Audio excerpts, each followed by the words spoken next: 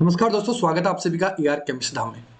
दोस्तों, आज का जो टॉपिक रहेगा अपने आरपीएससी फर्स्ट ग्रेड के लिए वो बहुत ही इंपॉर्टेंट है।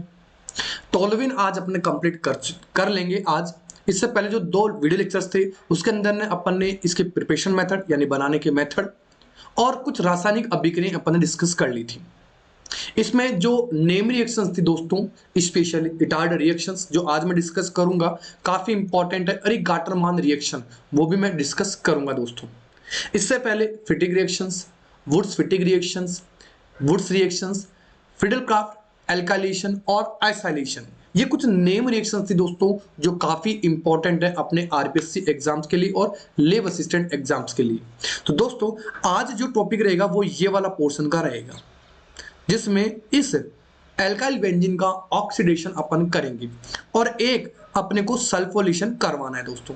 तो ये दो रिएक्शंस हैं जो अपनी बची हुई है। इसके अलावा ये सारे के सारे प्रिपरेशन मेथड कंप्लीट हो चुके हैं, ये केमिकल रिएक्शंस कंप्लीट हो चुकी हैं।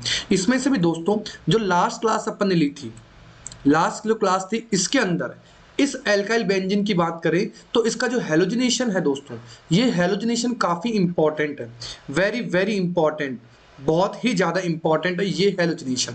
ठीक है दोस्तों, और इसी के अंदर ये नाइट्रेशन मैंने करवा दिया। नाइट्रेशन से जुड़ा हुआ आरपीएससी एग्जाम लास्ट ईयर भी आ चुका है कि जो नाइट्रेशन करवाते हैं, नाइट्रेशन उसमें कौन अम्ल की तरह काम करता है, कौन क्षार की तरह काम करता है, जिससे इलेक्ट्रोफाइल का निर्माण होता है। तो अपन ने ये डिस्कस कर लिया था कि जो नाइट्रिक एसिड है वो यहाँ बेस की तरह काम करता है जो कि OH- आयन का फॉर्मेशन करता है और NO2+ इलेक्ट्रोफाइल देता है। ठीक है दोस्तों, तो ये कुछ रिएक्शंस थी जो अपन ने डिस्कस कर ली थी दोस्तों। इसके अलावा दोस्तों ये वाली रिएक्शंस ये भी last year RPSC first grade exam में आ चुके दोस्तों। ठीक है दोस्तों, अब जो चांसेस है दोस्तों वो यहां से हो सकते हैं कि यहां इस टोलुइन का ऑक्सीडेशन के बेसिस पर रिएक्शंस पूछी जाए। वैसे लास्ट ईयर इसके क्वेश्चन को जोड़ करके क्वेश्चन दे रखा था, गजब का क्वेश्चन था। अगर आपने पेपर देखा हो तो इस तरह का फिनोल और मिथाइल यानी 4 मिथाइल फिनोल की रिएक्शन पहले इन्होंने बेंजीन सल्फोनिल क्लोराइड से करवा दी, C6H5 SO2Cl से करवा दी। फिर जो रिएक्टेंट बना, इंटरमीडिएट बना, उसका इन्होंने KMnO4 से रिएक्शन करवा दिया, बेसिक मीडियम में ऑक्सीडेशन करवा दिया और दोस्तों लास्ट में इसको एसिडिफाई करवा दिया। ये क्वेश्चन आरपीएससी 2020 में आया हुआ क्वेश्चन है दोस्तों। देखिए किस तरह से क्वेश्चंस को लिंक करके चल रहा है, किस तरह से आरपीएससी क्वेश्चंस को लिंक करके चलती है, ये चीज अपने को समझनी है। ठीक है दोस्तों, और इनके बेसिस पर जो पेपर आएंगे ना, अब जो नेक्स्ट अपने जो मैं करवाऊंगा उसके अंदर यही चीजें मैं सिखाऊंगा आपको, इन रिएक्शंस को लिंक कैसे करना है, जोड़ना कैसे है, ताकि आप क्वेश्चंस को देखते ही अटेम्प्ट कर लें। ये सारा का सारा फंडा बताऊंगा दोस्तों। चलिए आज का टॉपिक स्टार्ट करते हैं। सबसे पहले मैं बात करूं सल्फोनेशन दोस्तों। तो सल्फोनेशन में जो इलेक्ट्रॉन स्नेही रहेगा वो रहेगा अपने पास SO3H+ यानी सल्फोनियम आयन रहेगा। अब देखिए दोस्तों, जब इस टोलुइन की रिएक्शन अगर मैं कॉन्सेंट्रेटेड एस्ट्रोसोफोर यानी सांद्र एस्ट्रोसोफोर से रिएक्शन कराऊंगा तो यहां जो इलेक्ट्रोफाइल मिलेगा वो इलेक्ट्रोफाइल इस टोलुइन के पैरा पोजीशन पर और ऑर्थो पोजीशन पर अटैच होगा और इसकी जो क्रियाविधि होगी वो होगी अपने पास इलेक्ट्रोफिलिक सब्स्टिट्यूशन रिएक्शन यानी इलेक्ट्रोफिलिक प्रतिस्थापन अभिक्रिया, ESR अभिक्रिया, इलेक्ट्रॉन स्नेही प्रतिस्थापन अभिक्रिया के थ्रू ये अभिक्रिया कंप्लीट होगी। तो देखिए ये है अपने पास टोलुइन और ये इलेक्ट्रोफाइल इसके ऑर्थो पोजीशन पे जुड़ गया यानी 2 मिथाइल बेंजीन सल्फोनिक एसिड बन गया और 4 मिथाइल बेंजीन सल्फोनिक एसिड बन गया। ये बन गया 2 मिथाइल बेंजीन सल्फोनिक एसिड और ये बन गया 4 मिथाइल बेंजीन सल्फोनिक एसिड। ठीक है दोस्तों, अब देखिए दोस्तों ये जो पॉइंट है ना, इससे जुड़े हुए और भी अगर आपको वीडियोस चाहिए जैसे कंप्लीट नाइट्रेशन की रिएक्शंस, कंप्लीट सल्फोनेशन की रिएक्शन तो दोस्तों इनके मैंने इंडिविजुअल वीडियोस बना रखे हैं। अगर किसी भाई को या किसी भी बहन को अगर दिक्कत है तो आप मेरे को इस नंबर पर व्हाट्सएप ग्रुप में व्हाट्सएप कर दीजिएगा दोस्तों। आपको क्या करूंगा मैं, उसी नंबर पर मैं आपको पूरी की पूरी पूरी की पूरी प्लेलिस्ट में आपको शेयर कर दूंगा। जो भी जिस भी टॉपिक का आपको वीडियो चाहिए आप वो भी मेरे को उसका नाम लिख करके मेरे को पोस्ट कर सकते हैं, व्हाट्सएप पर सेंड कर सकते हैं। ठीक है दोस्तों, इसके अलावा जितने भी वीडियोज हैं जो मैं आपको प्रोवाइड करवा रहा हूं उनके कमेंट बॉक्स में भी दोस्तों आप कमेंट कर सकते हैं।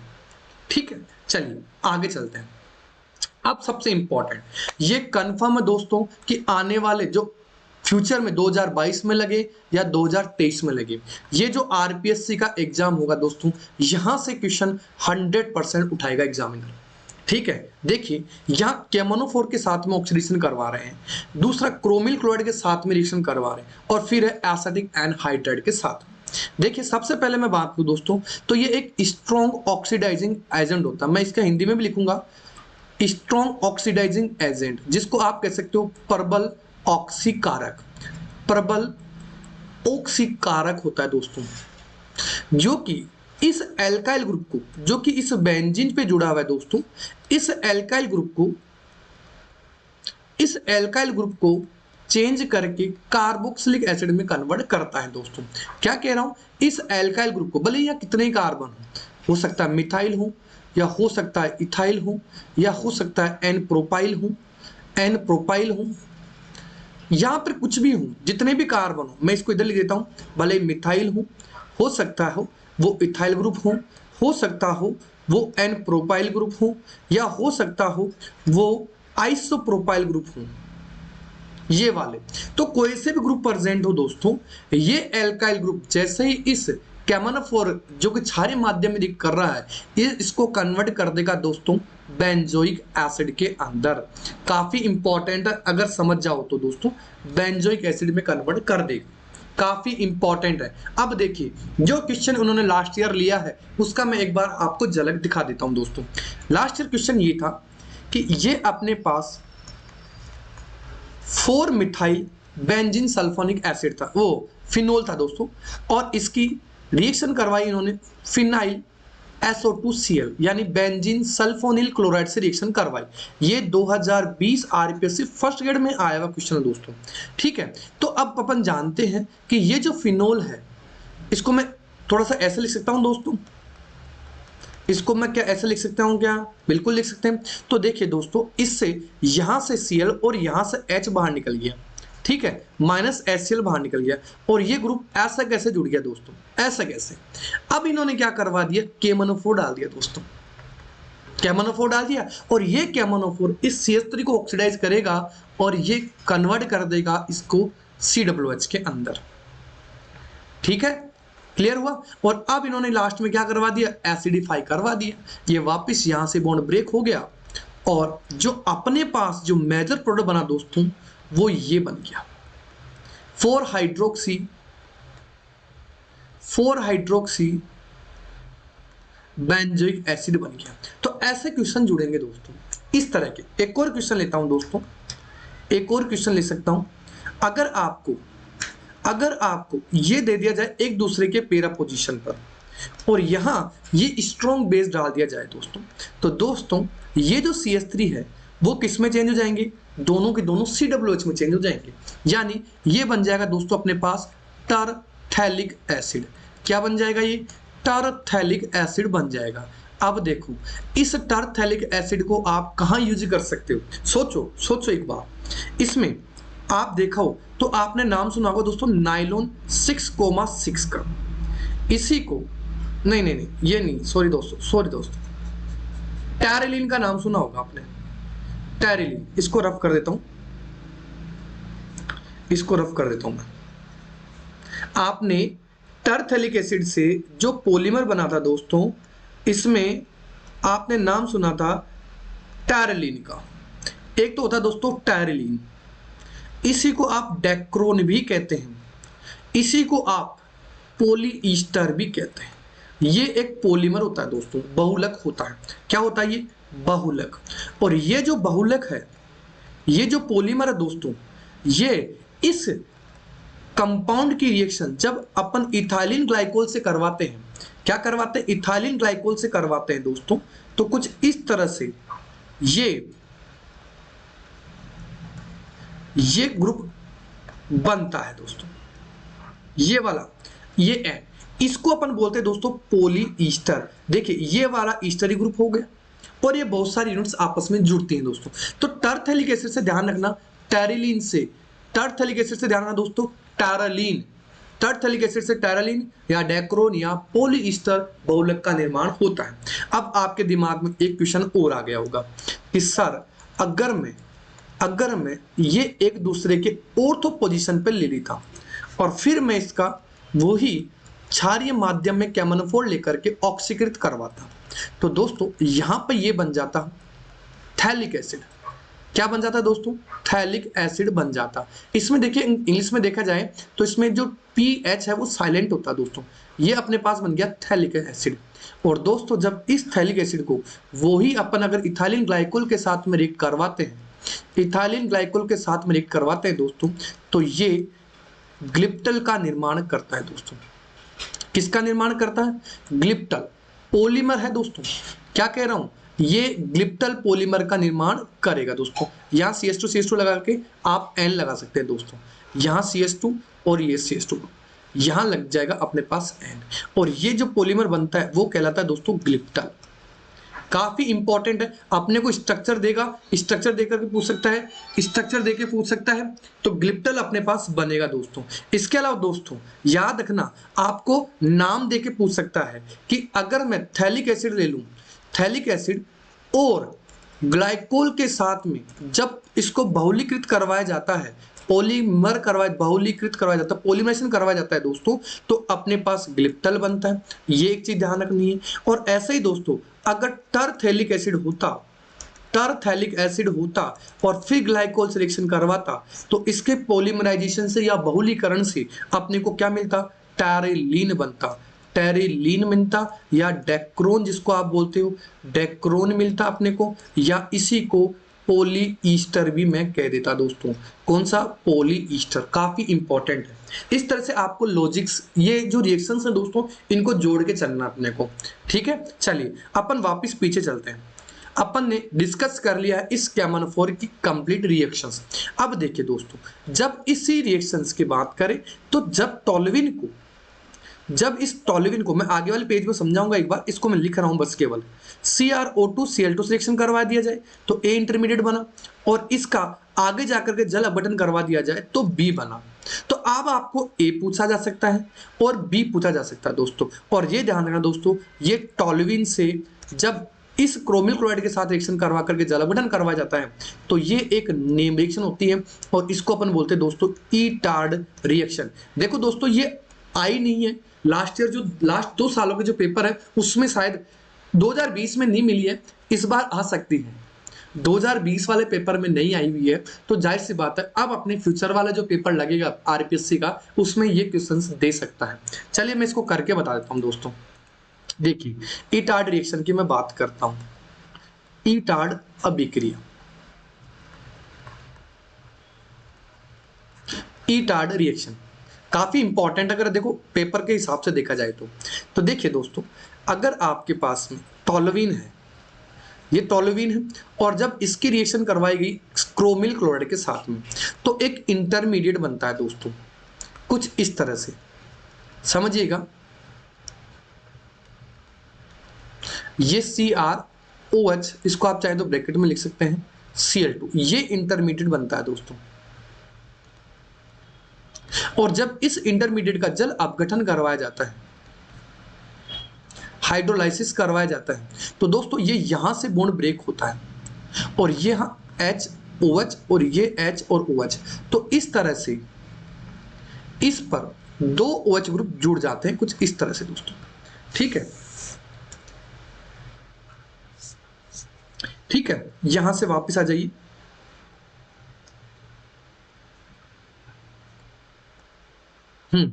ठीक, अब देखिए ये अपन जानते हैं कि अगर एक ही कार्बन पे अगर एक से ज्यादा OH आ गए तो वहां से क्या हो जाएगा? डिहाइड्रेशन हो जाएगा। आप चाहे तो इस तरह से निकाल सकते हैं, या आप चाहे तो इसको ऐसे भी बना सकते हैं, यहां से H और यहां से OH। ठीक है, ये दोनों तरह के मेथड आपके सामने प्रेजेंट है। ठीक, और यहां से जब डिहाइड्रेशन हुआ तो ये अपने पास बन गया एल्डिहाइड। क्या बन गया? एल्डिहाइड। तो देखिए दोस्तों, ईटार्ड रिएक्शन से अपन बेंज एल्डिहाइड का निर्माण कर सकते हैं, बेंज एल्डिहाइड का निर्माण कर सकते हैं। क्या ये बात समझ में आई? क्या क्लियर समझ में आई? लाइक जरूर कर दीजिएगा दोस्तों, जरूर लाइक कीजिएगा, और कमेंट बॉक्स में आप जरूर अपने कमेंट लिख सकते हैं, इसके कोई मनाही नहीं है। आप कमेंट कर सकते हैं, शेयर भी कर सकते हैं, इसका कोई मनाही नहीं है, ठीक है। अब देखिए दोस्तों, अगर मैं इसी रिएक्शन, सेम रिएक्शन है, बस नेम रिएक्शन नहीं है, यही मैंने टोल्यूइन ले लिया और मैंने इसकी रिएक्शन करवा दी दोस्तों एसिटिक एनहाइड्राइड से, तो इसी तरह का इंटरमीडिएट बनेगा। बस ये ध्यान रखना है कि यहां जो इंटरमीडिएट बनता है वो ये बनता है दोस्तों, ठीक है। और अब इसका क्या करवा दो, 2 बार जल अपघटन करवा दो, तो यहां से बॉन्ड ब्रेक हो जाएगा, ठीक है। तो यहाँ H और यहाँ OH, H और OH, तो 2 मोल तो एसिडिक एसिड बन जाते हैं दोस्तों, यहाँ पर 2 मोल एसिडिक एसिड बाहर निकल जाते हैं, ठीक है। और अपने पास एक ही कार्बन पर लगे हुए 2 OH का कंपाउंड बन जाता है यहाँ पर, जिसका अपन क्या करवा सकते हैं, निर्जलीकरण करवा सकते हैं, डिहाइड्रेशन करवा सकते हैं, और किसका निर्माण कर सकते हैं, बेंज एल्डिहाइड का निर्माण कर सकते हैं। लेकिन ये दोस्तों ध्यान रखना, ये नेम रिएक्शन नहीं है, ये आरपीएससी एग्जाम के लिए काफी इंपॉर्टेंट है दोस्तों, वेरी वेरी वेरी इंपॉर्टेंट। भले फ्यूचर में जब भी लगे, अब मैंने 2022-23 लिख रहा हूं, इसका मतलब इसी 2022-23 में आपके एग्जाम लगेंगे दोस्तों, क्लियर है। तो ये थे दोस्तों कुछ क्वेश्चंस। अब मैं देखिए दोस्तों, इसी बेंज एल्डिहाइड को मैं आगे एक रिएक्शंस है उसमें जोड़ देता हूं, जो कि केनिजारो के नाम से फेमस रिएक्शंस है, ठीक है। पेज नहीं है दोस्तों, मैं यहीं पे ले लेता हूं कि जो बेंज एल्डिहाइड बना दोस्तों, इसी बेंज एल्डिहाइड की मैं बात करूं तो इस बेंज एल्डिहाइड में अगर दोस्तों, इस बेंज एल्डिहाइड में अगर मैं कॉन्सेंट्रेट NaOH डाल दूं या केवल OH- लिख दूं, और यहां आपके पास में ये जो प्रोडक्ट पूछे दोस्तों, तो एक तो बन जाएगा बेंजाइल अल्कोहल और दूसरा बन जाएगा इस बेंजीन का, सॉरी बेंज एल्डिहाइड से जो ऑक्सीडाइज होगा उसका साल्ट बन जाएगा सोडियम बेंजोइड। तो दोस्तों ये देखिए दोस्तों, ये है अपने पास केनिजारो अभिक्रिया। कौन सी है, केनिजारो अभिक्रिया। ये मैंने पूरी की पूरी कार्बनिक कंपाउंड का जो प्लेलिस्ट है उसमें आप जरूर देखिएगा दोस्तों, मैक्सिमम से मैक्सिमम नेम रिएक्शंस का मैंने अलग से ही एक पोर्शन बना रखा है। वैसे मैंने चैप्टर के अंदर ही पढ़ाया है, लेकिन अलग से नेम रिएक्शंस को भी मैंने पहले करवाया है दोस्तों। तो ये है अपने पास केनिजारो रिएक्शंस, जिसको ध्यान रखना दोस्तों, ये एक रेडॉक्स अभिक्रिया होती है। क्या होती है, रेडॉक्स अभिक्रिया होती है जिसमें एक ही मॉलिक्यूल का अपचयन भी होता है जो कि अल्कोहल बनाता है, और दूसरा ऑक्सीकृत हो जाता है जो कि सोडियम सॉल्ट या पोटेशियम लवण का निर्माण करता है दोस्तों, सोडियम का, ठीक है। जैसे ये अपचयित भी हो गया अल्कोहल के अंदर, और ये इसके सोडियम लवण में यानी बेंजोइक एसिड के सोडियम लवण में क्या हो गया, ऑक्सीकृत भी हो गया दोस्तों। तो इस तरह से आपको ये रिएक्शंस जोड़ के चलनी है दोस्तों, ठीक है दोस्तों। तो आपको ये वीडियो लेक्चर अच्छा लगा होगा, कमेंट जरूर कीजिएगा, और सब्सक्राइब नहीं किया सब्सक्राइब जरूर कीजिएगा दोस्तों। अगर 10,000 सब्सक्राइबर अगर अपने पास हो जाते हैं तो दोस्तों बहुत जल्द मैं आपके लिए ये सब चीजें डिजिटल बोर्ड पे ले आऊंगा। आपके आरपीएससी एग्जाम से पहले अगर 10,000 का टारगेट आप पूरा करवा देते हैं दोस्तों, तो 100% दोस्तों मैं आपको ये सब चीजें डिजिटल बोर्ड पे लाइव क्लास के अंदर में जोड़ दूंगा दोस्तों। इसके लिए आप लोगों का मेरा यानी आप लोगों का सहयोग मिल जाएगा दोस्तों, तो बहुत जल्द ये सब चीजें आपको प्रोवाइड हो जाएगी। पूरे का पूरा कोर्स करवा दूंगा दोस्तों, पूरा का पूरा छोड़ूंगा नहीं, एक केमिस्ट्री का सी नहीं छोड़ूंगा मैं, पूरा का पूरा, भले वो यूजी का हो, पीजी का मैटर हो या आपके 12th लेवल का हो, पूरा का पूरा मैटर करवाऊंगा दोस्तों, ठीक है दोस्तों। चलिए सब्सक्राइब के लिए जरूर शेयर करना दोस्तों। चलिए, थैंक यू, बाय, जय हिंद, जय भारत।